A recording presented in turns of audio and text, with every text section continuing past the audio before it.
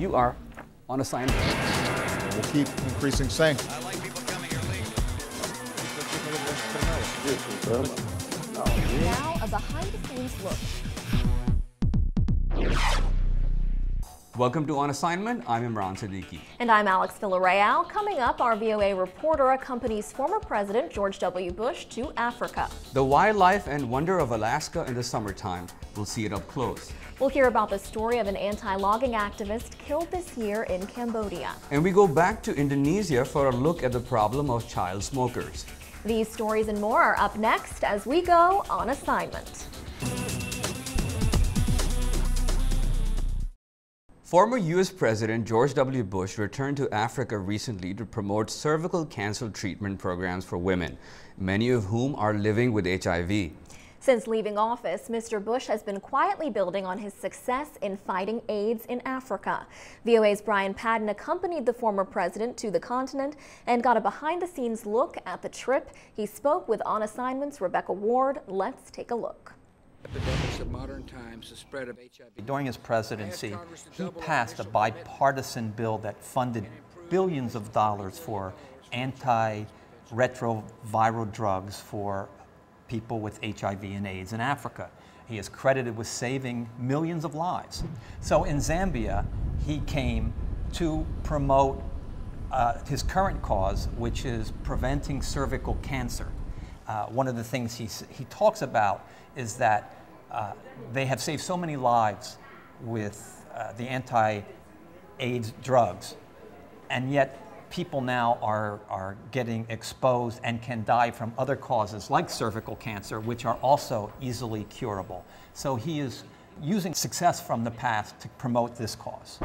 We believe that to whom much is given, much is required. Through his George W. Bush Center and other partner organizations, the former president has raised more than $85 million for cervical cancer programs. He says his goal is to build upon one of the great bipartisan achievements of his presidency, his 2003 AIDS initiative that initially funded $15 billion worth of antiretroviral drugs and treatment to extend the lives of millions of Africans with HIV and AIDS. Zambia now has the second highest number of cervical cancer cases in the world, in part because many of the women infected with the disease are also living with HIV and have weakened immune systems. President Bill Clinton and President Bush's father, George H.W. Bush, as well as Jimmy Carter, well known for his humanitarian work. Do you think that part of this, though, is to kind of, as far as any president, probably polish up their legacy? To rehabilitate his image. He left office with a very unpopular rating. He is not a beloved figure right now within his own party. Is this a move to kind of refurbish his image, to remind people of the success during his presidency? I cannot say. He did, I will say this, he seemed genuinely involved in this, genuinely wanting to do good work and for beyond reasons that would be political. And you actually, in your report, you show him painting the clinic, talking about quiet service. So give me a little sense of what it was like, the president there actually working on the clinic. Let me tell you this, he was an extremely likable man, and he seemed in his post-presidency like a man who's extremely content in this role. It was very amusing to see, for me, and I think for him, that he is no longer commander-in-chief, that he is no longer in charge of the situation he finds himself in. And in this clip, the district commissioner for Kabwe tries to take control when he wants to speak to the press. And just his reaction to it seemed very funny to me. He was outranked. And thank you all for coming. I'd be glad to answer a few questions. Now watch the hand appear. And then we got to go to work. See a president. And he talks on and on. Right. We got the district leader here. He's working. And as any good politician, he ends up wrapping it up and drawing the guy in. But there was a moment there, I think you could see in his eyes, like, what is going on here? Well, tell me about how the people that he met at the clinic and on the streets in the village, how did they receive the president? Like I said, he's a very funny guy. And people just laughed he would come up and make the stupidest jokes. There was a point where there were a lot of local women waiting for some ceremony to begin, and his wife Laura Bush was over talking to the women. And he came strolling over and he would say, "Hello, ladies. My name's George. This is my wife, Laura." Everybody just cracked up. "We know who you are, Mr. President." It was very funny. Just that kind of sense of humor got along well with the people. What about you? How did you feel being there? You were the sole reporter at one point. At one point, yes. He was there for about a week, and for the most part, he was, the press were not allowed in the area where he was at. So the second day where we were allowed access to him, I was invited by his people to come with him while he visited an orphanage where many of the children are alive today because of his AIDS initiative, because many of the children there were born with HIV. So it was a very touching visit. He was very, very affected by it, seeing these children, seeing how they're alive today. You could see at one time he teared up. He had to wipe a tear from his eyes. Other times he was just very gracious and had a lot of time for the people, just to talk to them and chat with them. You also mentioned something in your report that he has a namesake now in Africa. That's right, that's right. There was a child born next to the health clinic where he was building, where they named the child George, and he seemed amused by that, to be honest. And he, at one point, walked over and said, "I gotta go now. I gotta go see a baby named George, named after me." And then when we went to an orphanage, there was another little baby named George, and so he was getting a kick out of that. It's over here. Hey, what's your name? You get going. Jackie? Again, that was VOA's Brian Padden speaking with On Assignment's Rebecca Ward. And I'd like to say welcome back to Alex, Thank you very much. who was on assignment and is back on assignment, and then she's going back again for another assignment. Tell us a little bit about that. I am, yes. Next week we have the Republican National Convention in Tampa, Florida. Mitt Romney expected to, well, definitely is becoming the Republican nominee, so it should be an exciting time. And then after that, I will be back on the show. Great, busy person, Alex Villarreal. Thank you so much. Busy. Okay, we're taking a break now, but when we come back, some breathtaking summer scenery from the U.S. state of Alaska. This is On Assignment. Record heat has hit large parts of North America this summer, but Alaska is not one of those places. The largest state in the U.S., Alaska has relatively few residents, yet it supports vibrant wildlife, a vital tourist trade, and provides stories of life found almost nowhere else in the world. Aziz Khan of VOA's Urdu service traveled recently to Alaska with photographer Ilyas Khan, and he joins us now to share some of that experience. Aziz, welcome. Thank you very much, Alex. So what was it from this experience, this visit to Alaska, that struck you most? A couple of things. Like, I have lived in cities all my life, but when I was in Alaska, the whole landscape seemed like a distant part of my memory. And I don't know why it was like that. Maybe humanity originated from there, so we all carry that distant memory inside our soul. The second thing that struck me was that people over there were so laid back and they were in a Zen-like state. And going from Washington, D.C., Ilyas and I appeared to be absolute nerve wrecks looking at our wristwatches and times. And they were like, "What time? The sun is going to be here till..." Because the night was only 3 hours long, so they said the sun is not going anywhere. So, and that was one very interesting thing that you said, that the night was only 3 hours. That's absolutely. In the beginning, it was a bit difficult for us to adjust to the sleeping time, and we were closing our windows, and the light would still be coming in. But after some time, we adjusted to it, and we started enjoying it, the wilderness in all its mighty glory, and it was a brilliant experience. Well, that's wonderful. Well, we're going to go ahead and take a look now at some of those images from Alaska.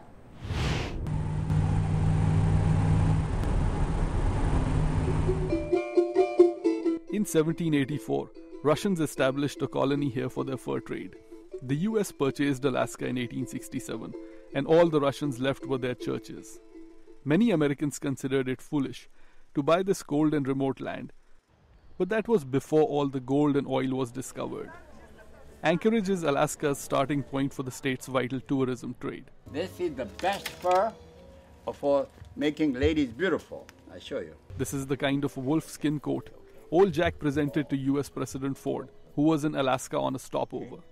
Sadly, I did not have $5,000 handy.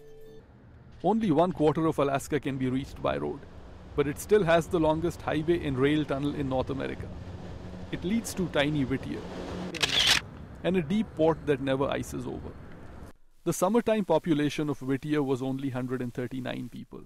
There's no time, night or day in the entire year when it isn't safe for anybody to take off and walk all through town without ever worrying. The only thing you have to worry about is maybe a bear. Oh my darling, oh my darling. When big gold strikes were made in the late 1800s, prospectors arrived by the thousands to try their luck under rough conditions.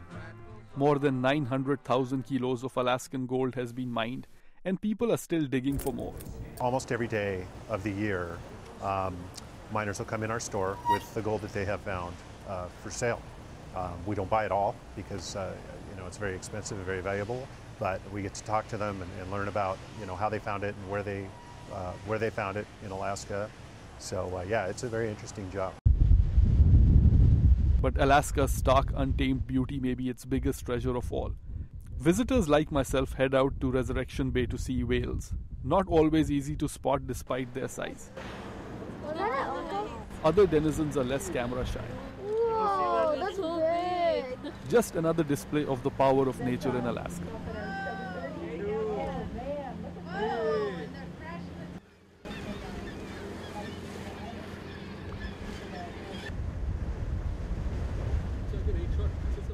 So as he's watching your piece, so many fascinating, beautiful sights to see in Alaska. How did you come up with the idea for this trip? As a student of ethnographic filmmaking, I've always been, trying to find cultures that are sort of concealed from the world and they're not accessible. And that is how we came up with the idea for Alaska, because this was my second trip. And my first trip was in the Arctic during extreme winter conditions. So this time I wanted to explore those areas that were relatively more accessible. Right, exactly. And it was great seeing you. I talked to you about this earlier, but it was great seeing you in a t-shirt with the snow-capped mountain peaks behind you, just showing that it's not always freezing in Alaska. Absolutely not. In fact, a lot of Alaskan residents, they say that they endure through the winter just so that they could enjoy the summer. Well, Aziz, thank you so much for joining us and for sharing that experience. We're going to take a break now. On the other side, the story of an anti-logging activist killed this year in the Cambodian forest. You're watching On Assignment. In 1988, the killing of a Brazilian activist focused international attention on the Amazon rainforest. More recently, the controversial shooting death by military police of a Cambodian anti-logging activist has brought Cambodia's natural resources and human rights record into focus. VOA's Khmer service has been following the story for some time now, and On Assignment's Phil Alexio talked with reporter Moni Sai for more. Moni Sai in Phnom Penh, tell us more about Chut Vu Thi and who he was. Chut Vu Thi was a very rare guy in Cambodia who was doing anything he could to protect Cambodia forest, to see what was happening there with the illegal trade of timber.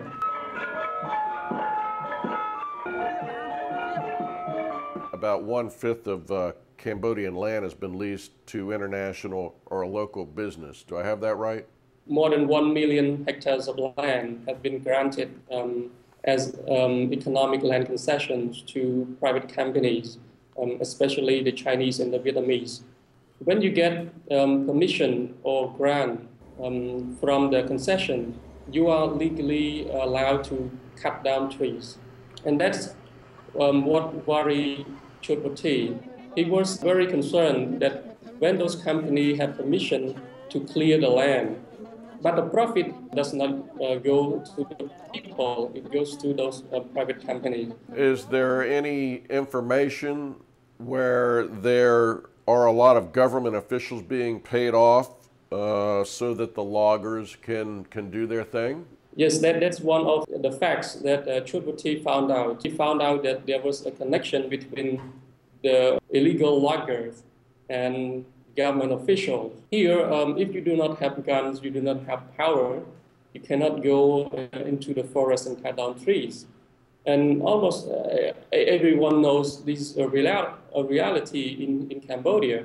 Many people who dare, challenge this fact because they know it's not safe for them to do so.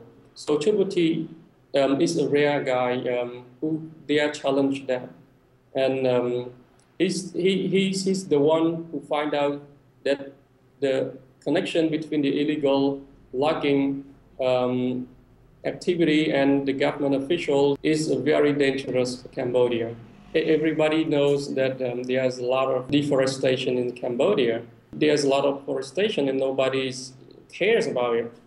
And why? Almost everyone will tell you because, it's not safe. It's very dangerous to try to protect the forest. Only a person, who does not care about, losing his life or any danger that might happen to him will cares about such a thing. And that kind of person is Chutwati. We want to thank again VOA Khmer Service reporter Moni Sai, who spoke with our Philip Alexio. Indonesia is one of the world's last hubs of unrestricted cigarette use, where 1 out of 5 people smoke, and even children are picking up the habit. A class action lawsuit charged that the government and tobacco companies failed to protect kids from cigarettes. On Assignment's Doug Bernard talked with reporter Kate Lamb in Jakarta about the many young smokers in Indonesia. If I were walking down the street of Jakarta and I saw a 5-year-old boy or girl light up a cigarette, how shocked would I be? To be honest, it's not that common that you see children that young smoking in the street, but you'll quite often see very, very young teenagers. You will definitely see a lot of people smoking. Yeah, I mean, it's just very common to see smoking. It's very ubiquitous. It's everywhere. Of course, there's a big difference, though, between seeing older people enjoying a cigarette or a smoke while they're engaged in pastimes and seeing young people, I mean, pre-teens smoking. Why is it so prevalent or even accepted in Indonesia? Well, I think it's very, very accessible. I mean, you can buy cigarettes, you can buy one cigarette for about 10 cents at the roadside street stall. There's no minimum age for smoking. So if you're 10 or 5, you could go to the street stall and buy a cigarette or a packet of cigarettes. So if the taboo against smoking isn't as strong in Indonesia as it is in some places, is the government or the tobacco companies doing anything to say, well, wait a minute now, maybe we need to actually slow some of these smoking rates? It's a problem because the government makes a lot of money off tobacco excise, like $7 billion a year. It's a huge industry. It employs a lot of people. So it's political as well as profitable. 8-year-old Aldi Ilham from Sukabumi, West Java, first started smoking when he was 4 years old. Instead of going to school, he would park cars to earn change for cigarettes, and at the height of his addiction, he was smoking up to 2 packets a day. His is one of 8 cases the Child Protection Commission, led by Aris Merdeka Sirait, is citing in a lawsuit against the government and tobacco companies later this month. When I was making this story, I went to the Child Protection Commission, and they were actually keeping Ilham, who's the 8-year-old boy in my story. He was undergoing 1 month of therapy with them. And it was the last day, and there was a press conference, and there was reporters around. And Ilham hadn't smoked for a month. And he saw a reporter had a packet of cigarettes in his pocket, and he went completely nuts. He threw a huge tantrum, was like lying on the floor, kicking and screaming, banging this glass door. It was really, to see this 8-year-old in the grips of a nicotine addiction was very scary, and, really brought home how easily a child could become addicted. In an age of packaged entertainment, special effects, and YouTube, Sideshows at New York's Coney Island continue to amaze as they have for more than a century. The brazen and the bizarre are once again on display this summer at New York's fabled amusement park. VOA's Adam Phillips was there. Be prepared, some of what he saw is not for the faint of heart. Let's roll it. Ladies and gentlemen, boys and girls, welcome to Coney Island. That's right, my friends, on the inside you're going to see some of the strangest men and weirdest, wildest women you will see anywhere. The weird, the amazing, and the simply gross are alive and well at Coney Island, where sideshow performers test their limits. Coney Island draws hundreds of thousands of visitors a year. For more than a century, the amusement park has offered tourists fantasy, thrills, and cool ocean breezes at the southern tip of Brooklyn. The bizarre sideshows, a big draw, originated with the circus in the early 19th century. Dick Zigan founded Coney Island, USA. The nonprofit organization keeps that culture alive. There's going to be one place left in America that preserves the circus, sideshow, or freak show. Of course, Coney Island is the right place. If you go to a sideshow, you're going to scream or cry or laugh or maybe even throw up.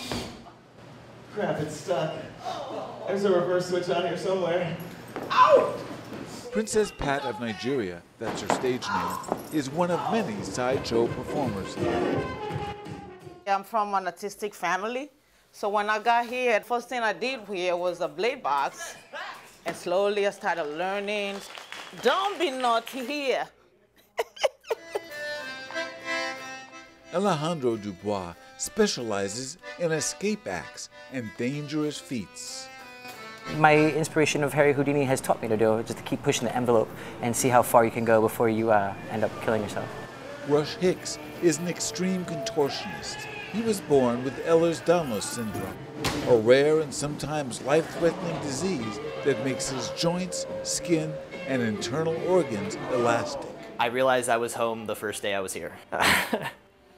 The relief, it's a lot of relief being strange your entire life and being around people who make you feel normal. Coney Island, USA also runs a sideshow school. Adam Reelman is the teacher. He watched sideshows on Coney Island's boardwalk as a boy. Was blown away by it, would go back repeatedly, week after week after week, for years. He claims he has cranked out dozens of sideshow artists. Good job. And it's that, wow, this guy is doing something that like no one else can do. You know, that's amazing. Yeah, right. For the students, learning how to wow the audience is a kick. Who doesn't want to be a freak? I do. I'm Cadillac, this is Coney Island. For freaks and lovers of the bizarre, Coney Island is still the place to step right up. Adam Phillips, VOA News, New York. And that's our show for this week. Join us again next week as we go to Tampa, Florida, site of the Republican Party's National Convention. We'll also talk with our reporter in Moscow who has been covering the controversy of the jailed female musicians there. And remember, you can check out all of our episodes at voanews.com, Facebook, and YouTube. That's it for today. Thank you so much for watching us. See you next week.